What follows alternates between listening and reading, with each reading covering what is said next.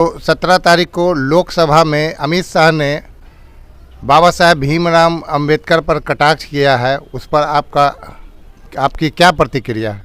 इनका जो कुछ थोड़ा भी सा भी योगदान है छुआछूत के खिलाफ, इसको हम लोग अप्रिशिएट करते हैं, मानते हैं।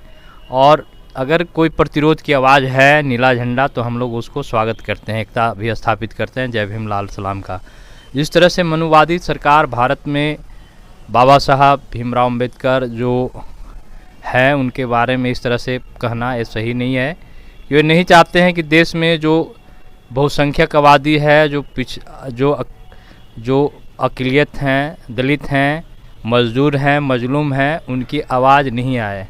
दूसरा मेरा सवाल, जहाँ तक मेरी राय है, मैं दोनों आइडियोलॉजी को पूरी तरह से खारिज करता हूँ। एक तरफ देश में दो तरह का वाद चल रहा है।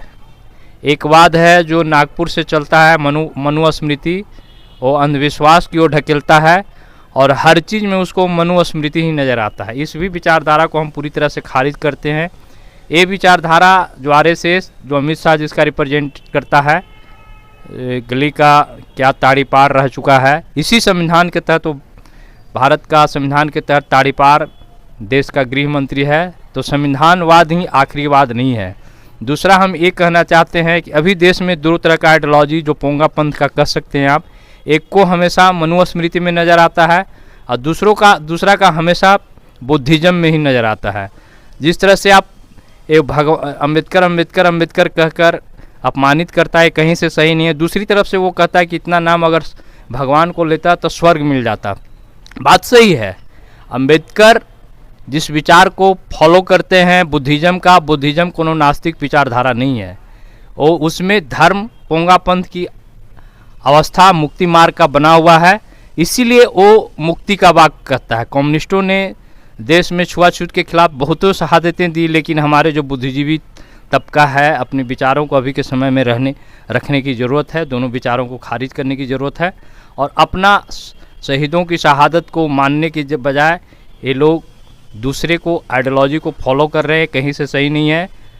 ठीक है, वो लड़े कानपुर में या नागपुर में, लेकिन देश में सभी जगह, पूरे बिहार कहिए, झारखंड कहिए और कई जगह जितनी शहादतें लाल झंडे वालों ने छुआछूत के खिलाफ, पानी नहीं पीने देने के खिलाफ, सामंतवाद के खिलाफ, ब्राह्मणवाद के खिलाफ शहादतें दी।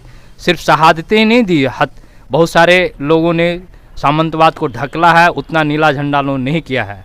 लेकिन ये बात सही है कि अभी के डेट में हमारे बुद्धिजीवी डरे हुए हैं, जो लाल झंडे के बुद्धिजीवी हैं वो डरे हुए हैं, अपनी बात को नहीं कर रहे हैं। इसीलिए देश में प्रतिरोध का आवाज़, जो झूठा आवाज़ जो बन रहा है नीला झंडा, उसको हम मजदूर संघर्ष समिति पूरी तरह से खारिज करता है। ये हमारे वर्गीय दुश्मन तो नहीं है, लेकिन ये वैचारिक प्रतिद्वंदी ज़रूर हैं।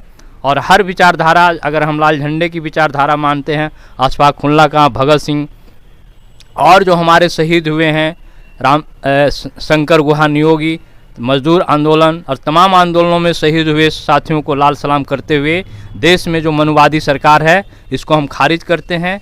समाज में वर्गीय चेतना स्थापित करते हुए वर्ग संघर्ष की ओर ले जाएंगे। मनुवाद का एक जवाब वर्ग संघर्ष, मजदूर आंदोलन है।